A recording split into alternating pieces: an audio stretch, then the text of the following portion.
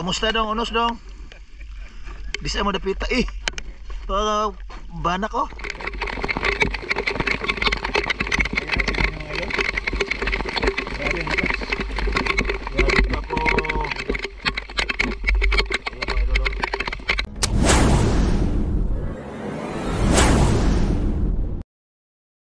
Yo, what's up mga idol? Another day, another night, another dive mga idol.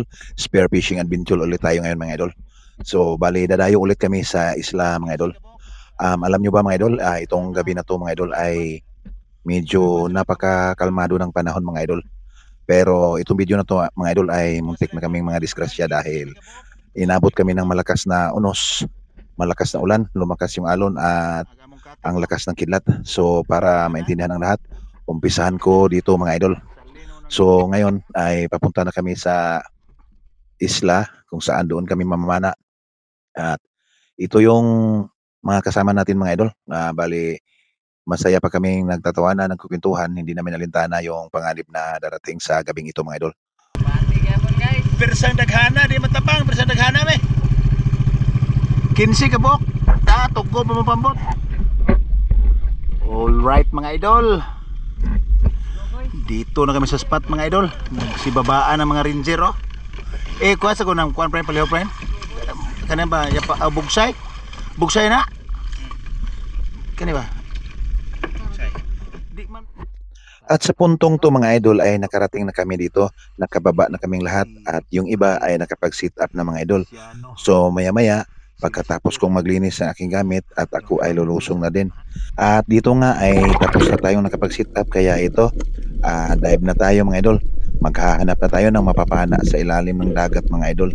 Medyo may kalabuan konti yung tubig mga idol pero okay pa. Klaro pa naman yung mga isda pag mayroon tayong nakita. So dito sa unahan mga idol, ito na nga nakita ako ng isang mailap na danggit mga idol. Good size pa naman sana mga idol, kaso lang ang ilap niya mga idol. Ayun, hindi ko napana at kumaripas ng takbo papalayo. So yun, wala tayong magawa, hanap na lang ako ng ibang mapapana mga idol. At dito nga sa unahan mga idol, nakita ko isang katambak or kanuping naman kung sa Tagalog. Bali good size nito mga idol. Ito siya mga idol oh. Ito yung tinatawag dito sa amin na katambak mga idol. Napakasarap na isda to sa sinabaw mga idol. Kahit sa anong luto to mga idol, masarap tong isdang to mga idol. So yun ang unang huli natin mga idol. At dito sa unahan mga idol ay nakakita tayo ng isdang kamag-anak ng goatfish mga idol. Babakan ang tawag niyan dito sa amin mga idol. Yung mga ganyang isda mga idol ay hindi na yan lumalaki. Hanggang ganyan lang yan ang size niyan mga idol. Yan yung isda na masarap sa pangkilaw mga idol. Yan, babakan ang tawag niyan dito sa amin mga idol. At dahil pagkatapos namin mamana ay nagkikilaw kami kaya kinukuha ko na yon mga idol. So yun, hanap ulit tayo ng mapapana dito mga idol para pangdagdag sa ating mga baka sakaling syutihin tayo ay makarami tayo pa uwi sa bahay. So yun, mayroon akong nakita ditong isda mga idol na nagtatago sa bato. Pero bigla namang nawala, hindi ko alam kung nasa na siya nagsusuot. Kaya hindi ko napana, pero check ko sa ilalim. Nandun lang pala siya sa ilalim mga idol. Sobrang ang galing niyang magtago mga idol, nahirapan ako mga idol. Kaya hindi ko talaga mapana-pana dahil napakasikip na ng butas na pinasok niya, kaya hanap lang ako ng ibang mapapana. At dito, maganda dito, ayun oh. Nakausli ng kanyang buntot, isang danggit to mga idol. Ayan oh, or rabbit fish mga idol. Kaya yun, tinira na mga natin mga idol. So thank you Lord at biniyayaan tayo ng pamprito ulit mga idol. Ayan, good size na yan mga idol. Isang danggit. Balawis. Good size sa balawis mga idol. At ang next naman nating mapapana mga idol, itong danggit ulit mga idol oh. Ayan, nagtatago siya sa ugat mga idol. Kaya binira na natin mga idol. Gustong gusto ko talaga dito mga idol dahil favorite ko yung mga danggit mga idol. Napakasarap nito mga idol sa prito mga idol at paborito din to yung aking mga anak mga idol. At hindi pa man ako nakatanggal sa huli ko mga idol, nakakita na ako ng isang uri ng tabugok naman kung tawagin ito sa amin mga idol. Itong uri ng seafoods na to mga idol ay hindi ito lumalaki. Ito yung tinatawag sa amin na tabugok. Hindi rin to kagaya ng cuttlefish na lumalaki. Ito kamag-anak sila mga idol pero hindi na to siya lumalaki mga idol. Ayan oh. Kaya tinira ko na mga idol dahil pangdagdag yan sa ating pangulam mamaya pagka tapos naming mamana dahil magluluto kami mga idol. Bali ugali kasi namin mga idol, pagkatapos mamana, magkilaw kami tapos magsabaw. Yun yung nakagawian namin mga idol dahil nakakagutom talaga pag galing namamana ka. At ayun, nahadali natin yung isang tabugok mga idol, kamag-anak ng cuttlefish. Sa time na to mga idol ay medyo kalmado pa yung dagat mga idol. Medyo hindi pa natin inaasahan na may magaganap na halos mamatay na kami sa sobrang takot dahil wala kang makikitang ilaw or tawag dito yung isla, puro kadiliman na lang talaga makikita mo. At lalong-lalo na ako sa side ko na ako lang mag-isa. Kaya doon sa bandang unahan sa video to mga idol, makikita nyo mga idol ang mga pangyayari. So tuloy lang muna tayo dito mga idol. Ito yung tinira ko na isang talagbago naman kung tawagin ito sa amin. Isang napakalinamnam din ng uri na isda na to mga idol. Talagbago kung tawagin dito sa amin. Iwan ko sa ibang lugar kung anong tawag na dyan sa inyo mga idol. Kasi yun sa ibang lugar ang tawag din yan ay hinog, pero dito sa amin tagbago. So yun, dito mga idol may natira tayong isang samaral. Ito medyo good size na mga idol. Napakailap ng isda na to mga idol. Pagka hindi mo matamaan yung mata niya sa ilaw ay siguradong kakaripa siya ng langoy papalayo mga idol. So yun, thank you Lord at nadali natin itong samaral. Next naman nating mapapana mga idol itong kanuping ulit mga idol. Ayan, plaster na plaster siya mga idol. Nagtatago siya sa may bandang gilid ng bato. At dito nga sa next natin mga idol na pag-dive ay nakapana ako ng isang hipos-hipos. Hindi ko nakuna ng kamera dahil baka makawala pa, makalangoy pa palayo dahil mailap tong isdang to. Kaya ayun, pinana ko na mga idol. At sa puntong tong mga idol ay nag-uumpisa na yung kulog at kidlat mga idol. Mag-uumpisa na yung ulan mga idol. Mga idol, inabot kami ng unos. Nasa na yung mga kasama ko mga idol. Ako lang mag-isa dito. Naligaw ako, ayun, may ilaw. Sinasa natin. Ako. At ito nga mga idol, nag-uumpisa nang lumakas yung ulan. Kaya nagblinker ako mga idol para mapansin ng ibang kasama ko. Pero wala akong makita mga idol. Sobrang lakas na yung hangin mga idol at yung buhos ng ulan. Lakas ng unos. May iba ko kasama.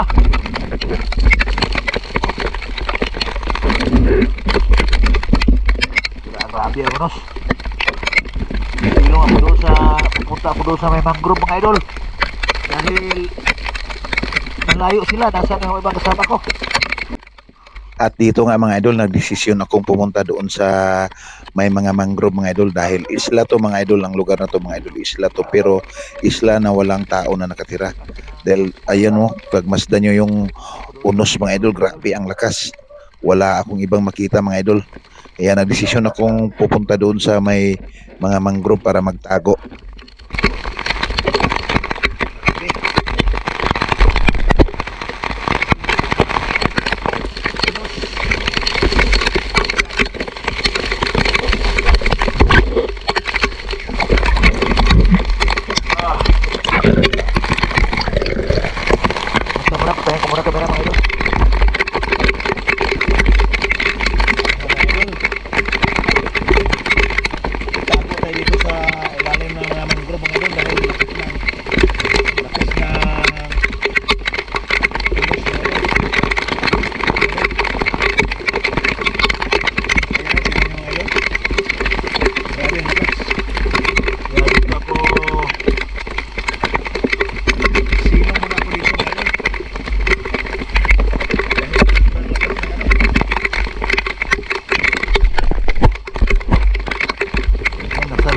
Kasama mga idol, nagkahiwalay-hiwalay kasi kami mga idol. Ano, grabe yan, lakas. Uy, mapuno yung ating lagayan ng puno ang tubig ko. Ika lang muna mga idol, kunti pa lang sa naman huli ko mga idol. Ito ang hirap talaga pagka unos dito sa laot ay sa dagat. At sa part ng video to mga idol, bahagyang humina na yung ulan at hangin mga idol. Ayan, panay ang blinker ko sa aking flashlight mga idol para mapansin ang aking mga kasama. At ito parang nabuhayan ako ng loob mga idol dahil mahigit 1 oras. At ayun na sila mga idol, nakita ko na mga idol, ayan o. Yun o. May isa pa doon sa kabila. Hindi ko siya makita pag hindi ko pinatay ang ilaw. Ayun na sila o. Ayun, may banda o. Yun. Manti na. Thank you Lord, at andyan lang sila. Ano? Ang layo.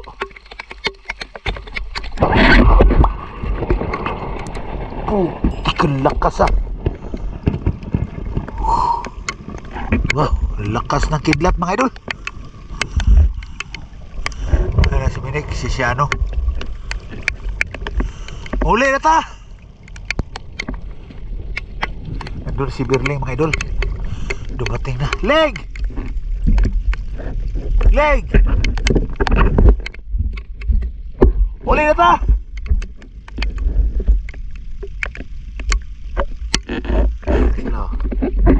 Yan na, grabe, lakas ng kidlat. 1, 2, 3, 4, 5. Asa na yung isa? Kulang ng isa. 1, 2, 3, 4. Nako, wala pa yung iba. Doon si Berling. Ling! Puntahan ko yung bambot mga idol. Nandun na ako. Delikado to mga idol pag nagtagal kami dito. Lakas sa kidlat. Baka bumalik yung unos. At sa part na to mga idol, nagsisigaw na ako. Sinigawan ko na yung aking mga kasama na uwi na kami. Dahil natatakot na ako baka bumalik yung unos. At ayun, napakahirap yung sitwasyon namin dito ngayon mga idol. Man, kidlat na naman. Ayan na si Berling mga idol. Kaya uwi na kami mga idol. Ayan. Grabe, suga tong kuano ay unusa ay di matabang. Lubog ang kuano ay. Uwi na tayo mga idol. May mga kasama natin, puntahan natin. Sumuna na ako muna sumakay dito mga idol. Ika lang. Grabe ko suga tong kuano ay. Way isda. Okay ra, at least safe ta ba. Di bale, at least safe tayo mga idol. Okay lang yan, kahit walang huli. Kunti lang huli, mamaya pakita ko. Sapit ko kayo mga idol. Mga idol, kunti lang huli mga idol. Saka ko na pakita mga idol. Dito na yung mga kasama natin. Kasama na Dominic. Ayan. Kamusta dong, unos dong?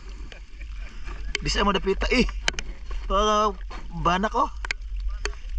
Swerte Dodong oh, nakadali ng banak. Tuwan lagi, sa kusunga sa unos. At yun na nga mga idol no, grabe ang pinagdaanan namin lahat mga idol. At ganun pa man ay masaya pa rin kami dahil safe kami lahat mga idol. Yung mga kasama namin ay ayan na, papalapit na sa aming bangka na sasakyan pa uwi mga idol. Ayan na sila mga idol. So grabe mga idol, hindi talaga basta-basta pagka inabot ka ng masamang panahon dito sa dagat mga idol. Kaya saludo ako sa mga mangingisda mga idol.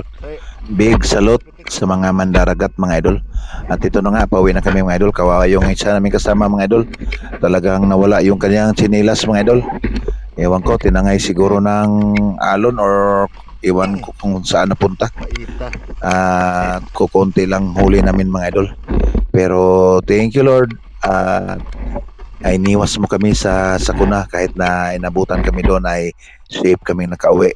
So yun, kung umabot ka sa part ng video tong mga idol, pa-subscribe naman mga idol, paki-like at comment na din. Mga idol, nakauwi na tayo mga idol. Grabe unos. Na-flat pa yung motor ko pag uwi. Pero okay lang. Kahit na konti lang yung huli natin. Importante, safe tayo nakauwi. Bonus na yung isda. Kunti lang.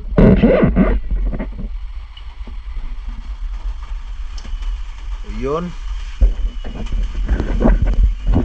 Huli. So, yun.